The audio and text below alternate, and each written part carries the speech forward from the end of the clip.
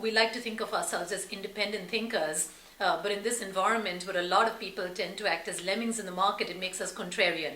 But the way to, the reason and the way in which we approach investing, which is quite different from many others out there, is that many investors start their investment process with screening.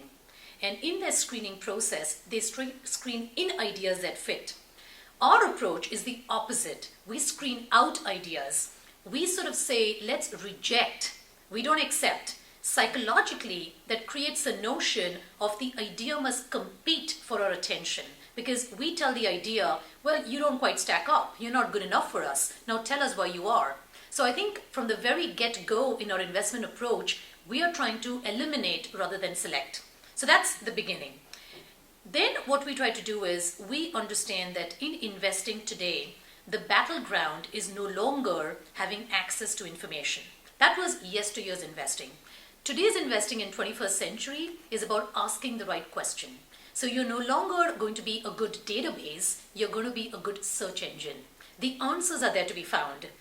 It's the right questions to ask. So that's how we differentiate ourselves as well. We're not looking for information, we're looking for insights. And the third way in which we differentiate ourselves, and it manifests itself in the idea generation, is we always ask the question, not just what can go right, but what can go wrong. And this is where the notion of what can go right is the way Buffett would think about, the quality of the investment proposition, the franchise, the moat, the prospects, as Phil Fisher would talk about, the growth prospects, the compounding in the business. So that's what can go right in the business.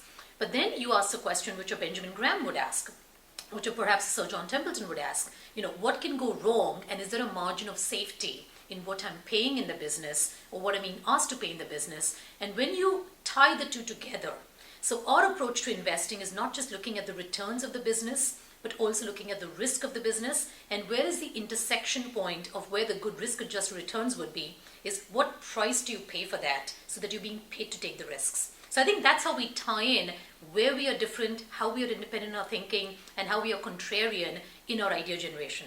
So I can give you some examples of the kinds of ideas it has led us to, but that's the approach.